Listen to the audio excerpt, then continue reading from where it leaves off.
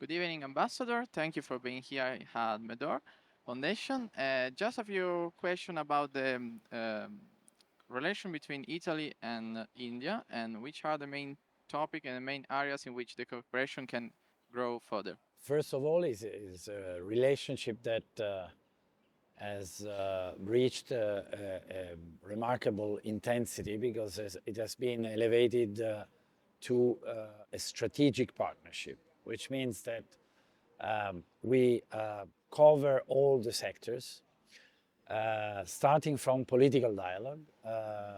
President Meloni and President Modi will meet again in November on the margins of the G20 in Rio, and this will be the fifth time in 2 years. That speaks volumes about the intensity of this personal relationship, but also, of course, the relationship between two governments and two nations that have a lot in common and a lot to share and a lot of complementarities. Of course, the economic dimension is one. Sectors, strategic sectors like defense and space, where Italy has a lot to contribute. Also in the idea to which India attaches great importance of the Make in India program. So also conceiving of co-design, co-development and co-production projects. Then innovation, because India is the third country in terms of startups, in terms of unicorns, better said, which are the startups that go beyond $1 billion. It's also the fourth country to have reached the moon. So there is a lot to do in helping the two ecosystems dialogue and helping our startups and scale-ups to interact with the Indian ecosystem. And then mobility is a great sector because we sign an agreement allowing Italy to bring qualified personnel even beyond the thresholds, the quotas established by the migration decree. And this is, for example, we are working on applying this principle to, as a pilot project, nurses. We need 65,000 nurses in Italy. We can draw upon that basin. But this, if it's successful, can be applied to any other sector in terms of engineers, technicians, experts. And then you have, of course, science and technology.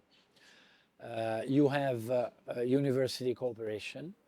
Some universities, Italian universities, have been in India for a long time. Bocconi has been there for 13 years. Marangoni has been there for 8 years.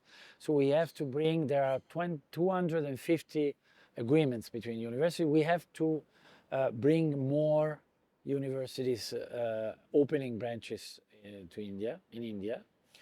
And then tourism is a great source also for our economy, and from the wedding sector to the incredible driving effect that movies shot in Italy can have on the promotion of our territories are crucial.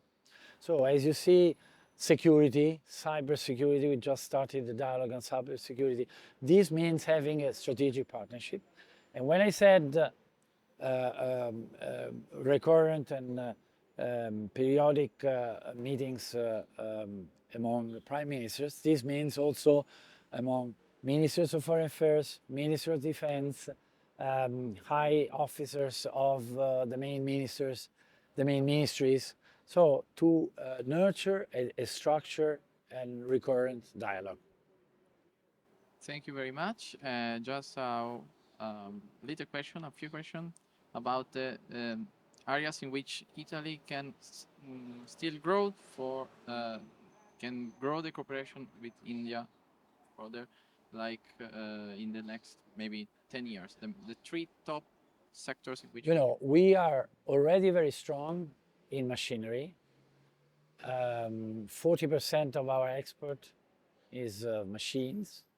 We can do a lot more to contribute to the industry 4.0. So advanced technologies for industry. We are relevant to India. We are the second powerhouse, manufacturing powerhouse in Europe, and India needs to develop a manufacturing system, and so our machines can be crucial. India has ambitious objectives in terms of sustainability and renewables.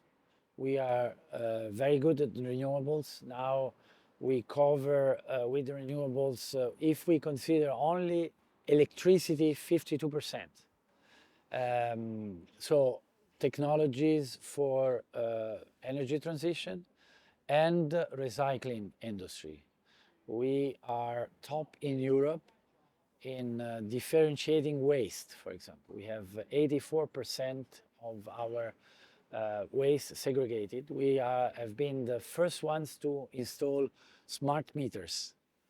And these are just examples on how, and then I would say defense and space, as I said before, for two reasons. Because it's a substantive chunk of our economy.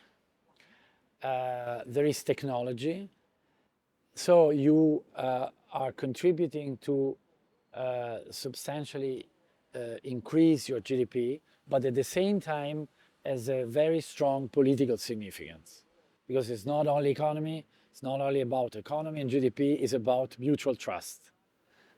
If you launch and consolidate programs of co-production in these sectors, this means that you trust each other. And COVID, in these and many other sectors, has proved how important it is to have resilient and reliable value chains. And India, because it is a democracy, because of its attitude, is a friendly country, and we have interest in cultivating the relationship with them, also because it's rooted in our past, and is not the rhetoric used by diplomats. If I say, I've been there for only 3 months, that you find in people, in tastes, in values, a lot of commonalities, the sense of friendship, the sense of family, a lot. And so we can build also on this empathy.